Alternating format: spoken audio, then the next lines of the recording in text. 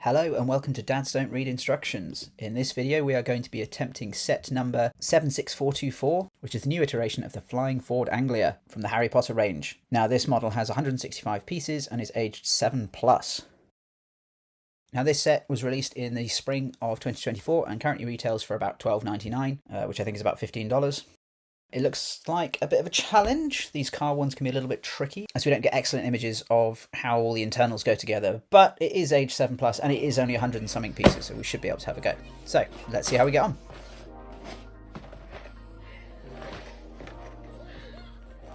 Now, I thought it was appropriate that I watch Harry Potter whilst I'm making Harry Potter. It did occur to me afterwards that I probably should have been watching Chamber of Secrets, but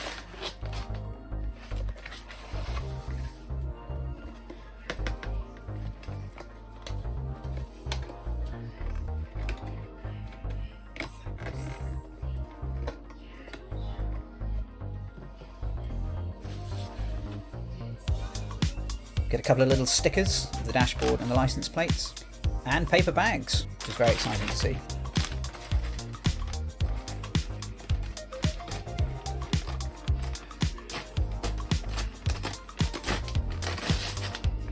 I love this scene with Dudley in the zoo, it's so good.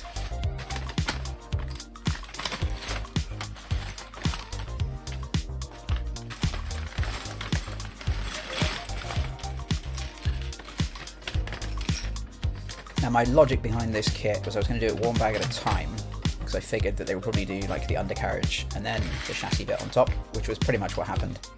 But it also meant that I didn't have too many random pieces, and I was hoping that there would be an element of symmetry here.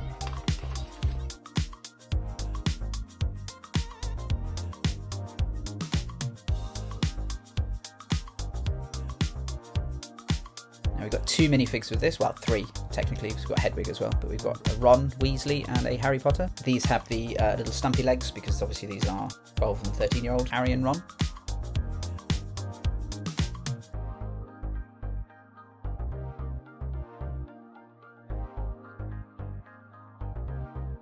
We get some reasonable pictures on the box art, but as I mentioned earlier, there's nothing of the underside or the undercarriage, so there is an element of kind of flying blind here. However, because it's got quite a small piece count and the images are quite close up, you can see a lot of where stuff goes. Certainly in terms of like outlines, it might necessarily give you the width of the piece or the depth of the piece, but you certainly get good outlines. We'll start with the blue bits and the obvious bits and then work it from there.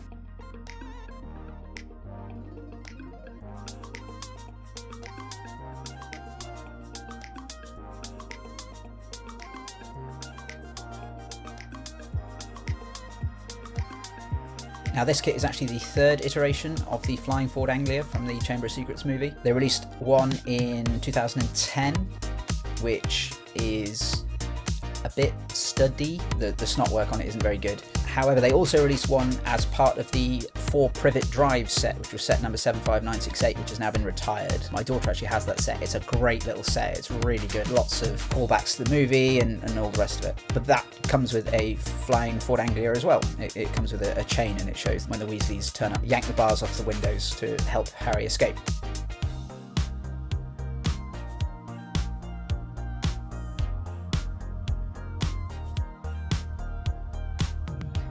So we had to go into bag 2 here because there were just too many bits that were missing, chiefly the wheels and the axles for the wheels.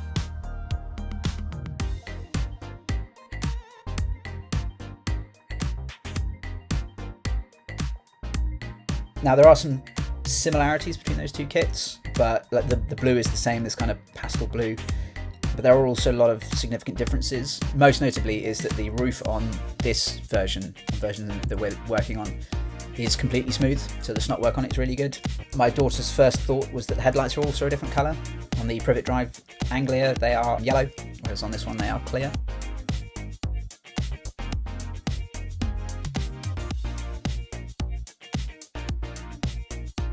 A lot of the upper parts of the build were pretty straightforward, and the rear tail light section of the fenders and whatnot went together quite easily.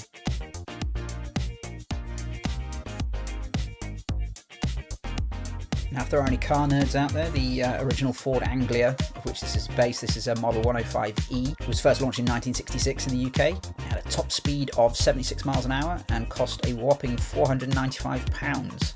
which if you factor in inflation in today's money is £7,779.81. Now the actual car that they used in the movie, it's an actual car, is currently on display at the National Motor Museum, which is near Brockenhurst in Hampshire. If you're flying in from London, it's about, 2 hours southwest. The car itself was actually stolen in 2005. Thieves broke in and nicked it, but it was soon recovered after it had been dumped by them. I think they probably realised that it was a bit of an iconic car, and whoever they were trying to sell it to was like, well, hang on, no, you've nicked the actual movie one, that's not going to go well. So it was dumped and recovered, and is now, as I say, on display at the National Motor Museum. Ford sold over 1 million of the 105Es and its subsequent more powerful model, the 123E. Not quite sure when or how Mr. Weasley acquired one. I don't think that's ever made clear, but he does make some magical modifications to it. Speaking of magical modifications, we stripped it back because it became apparent that somewhere along the line we had gone wrong.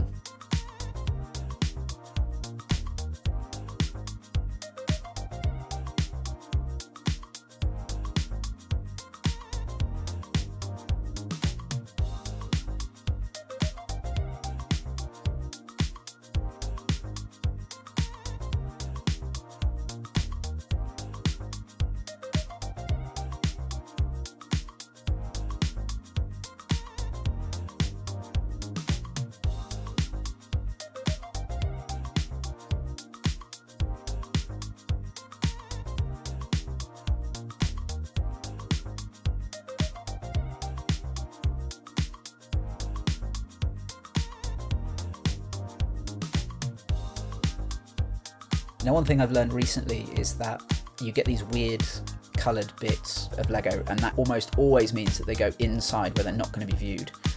So I had this yellow disc, this orange step, and this bigger red step, so they had to go inside somewhere. So I was trying to figure out how do they get positioned in such a way that they are functional but not visible. And with a few moments of ingenuity, I figured out where they were supposed to go, so I was pretty pleased with myself.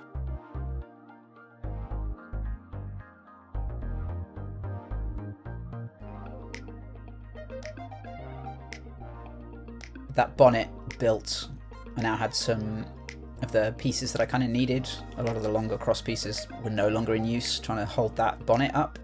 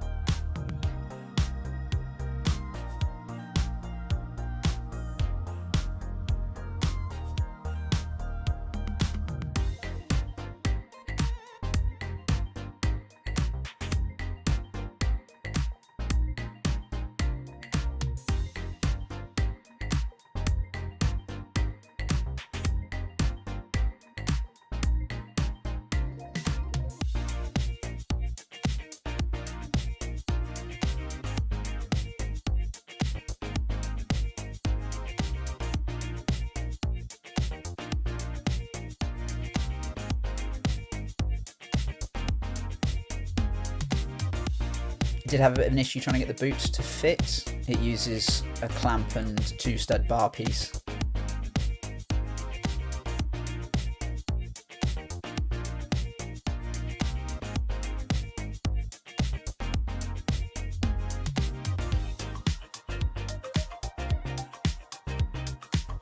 And only a few pieces left.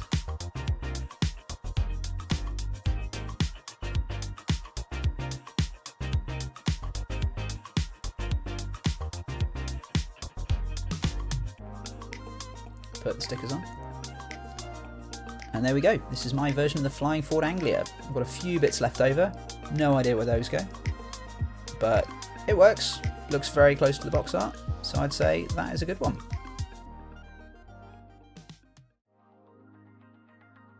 So let's pull it apart and try it again. Looking at the instructions, I'd made some errors very early doors, so the whole thing did need to come apart.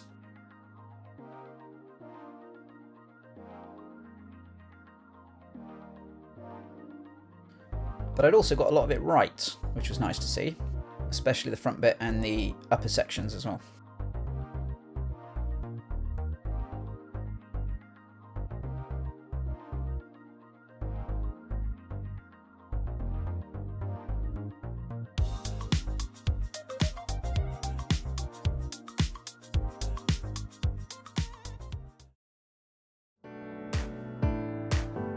And there we go.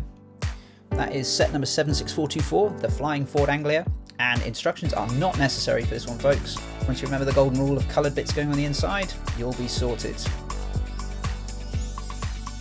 Thank you for joining us, and we'll see you again in another video.